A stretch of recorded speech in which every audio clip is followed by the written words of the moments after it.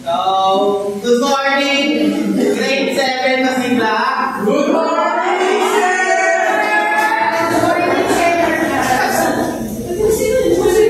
So, before we proceed, I am Logan Bermusura. Your teachers for today. So, before we proceed to our topic, I prepared the energizer. So, this energizer is, I group you into two groups. So, my right side is group 1 and my left side is group 2. So, I prepared folder. Dito po kayo magsasagot na ibibigay kong question mamaya. So, by group, pipili kayo ng one representative each question. So, nag-prepare ako ng 4 na question. So, 4 na tao by group yung magsasagot.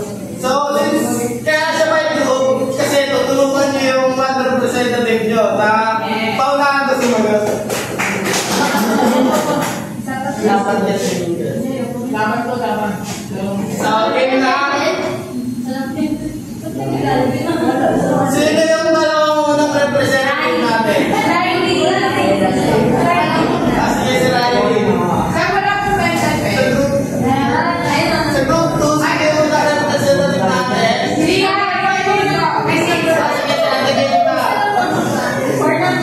So, our energizer is pass as to win. So, ito nga yung pass as to win. Kailangan yung magpabilisan sumagot. Kung sino yung unang masagot, ang tama. Kung sino yung unang makasagot, tignan nyo. So, yung first question is,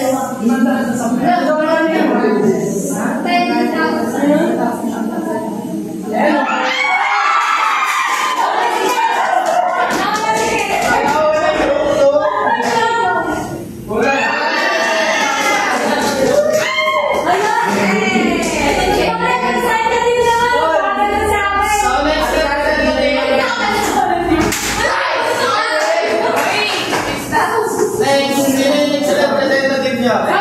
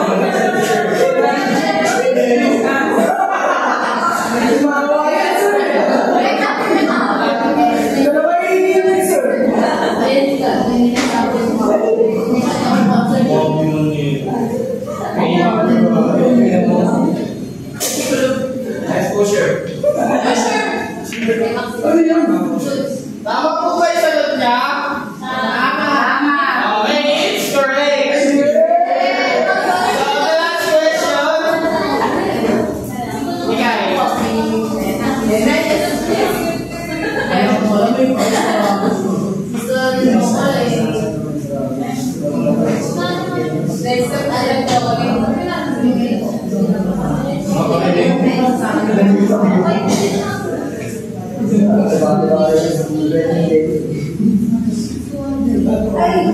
po ba yung sagot niya?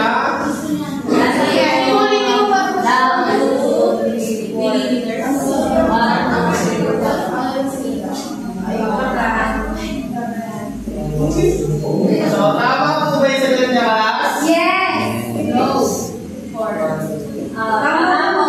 Okay, it's correct. So, let's proceed to our situational problem. So, please read. A driver checks a road sign showing that the next city is 7 kilometers away. To estimate how many meters that is taking on break. So, who wants to answer? Dito tayo magsasagot sa ating chart or table. Next turn po. Who wants to answer? Wala. Garage. So, what naman dyan? To estimate how many meters that is. So, kilometers. Okay. Okay.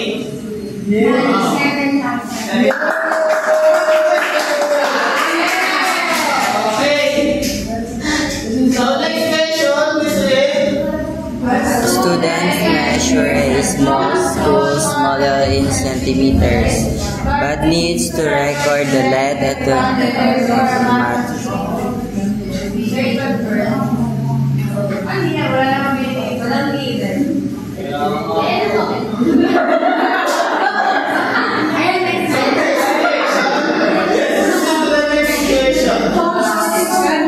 Please read.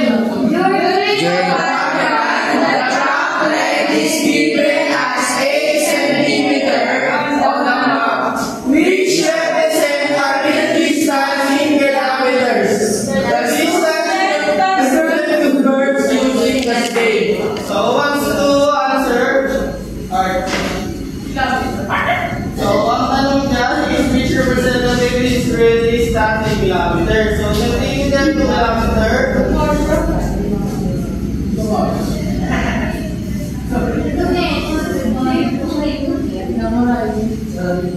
So, what is the answer? 0.0008.